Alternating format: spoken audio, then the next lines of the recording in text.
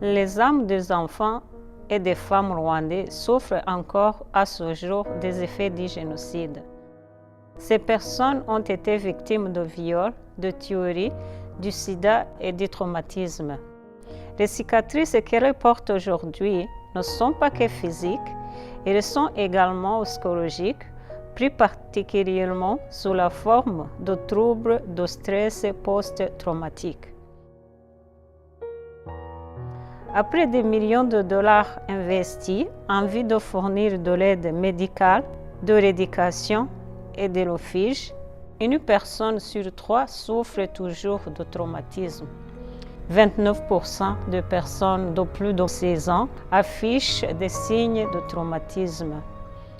Plusieurs Rwandais souffrent toujours de blessures émotionnelles, spirituelles, de cicatrices physiques et de stigmatisation sociale. The 1994 genocide, when the president plan was shut down, it was on April 6. We were living in extreme fear because they started saying that the Tutsis attacked the country, so therefore they need to defend themselves. And that's how they started now killing. And you can imagine when you are a Tutsi, you know you are dead, you are gone. Because you are seeing people around you dying, crying, kids, begging, mommy, mommy. And other people saying, oh, they shoot me my leg, I'm bleeding, I'm gonna die, help me. So you see that you are like, it's like you are among the dead. Because there was one time I was sitting outside with this, maybe were like 6, 7 people. One girl was, I remember, I can still see the image, she was 16. They grabbed her. One guy, who was one of the guy leader, told one of the young boys, say, oh yeah, finish that. She's lying, she's not a Hutu. And here they're just machete, using a club to kill her on her head. You can imagine, when you cut something, you have a machete and you are cutting you can hear that. And you can feel they are cutting you, even though it's not you. Sometimes you are touching and feel, am I still alive? It feels like it was yesterday. That is like the image that you can never erase in your brain.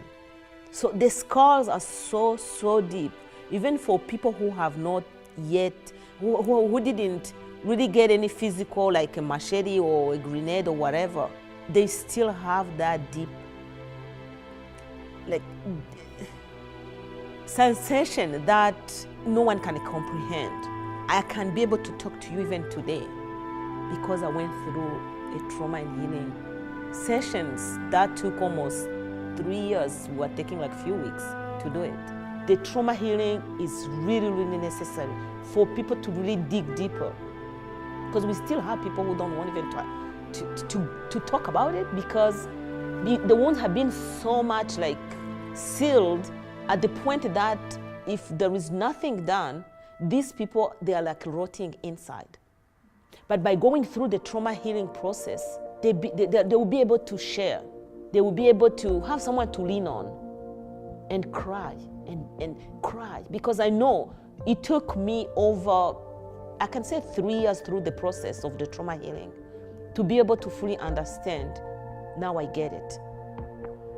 It's not about me, because I know if I trust in the Lord, I can move forward. And that's the tool that I have used till today. And that tool I got it through the trauma healing.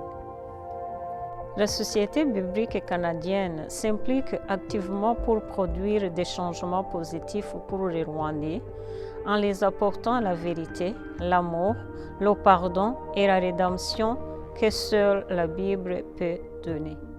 Ensemble, nous pouvons venir en aide aux femmes et aux enfants du Rwanda et les masseurs. C'est un programme de guérison post-traumatique efficace basé sur les Écritures. Les ateliers sont menés en collaboration avec les églises locales, des laïcs qui ont été formés pour aider à apporter de l'espoir aux âmes des femmes et des enfants rwandais. Ce programme a le potentiel de toucher 1,5 million de Rwandais dans les 6 provinces. Rejoignez-nous à Pédalant, en faisant du bénévolat, en faisant des dons, en partageant son message d'espoir avec votre entourage.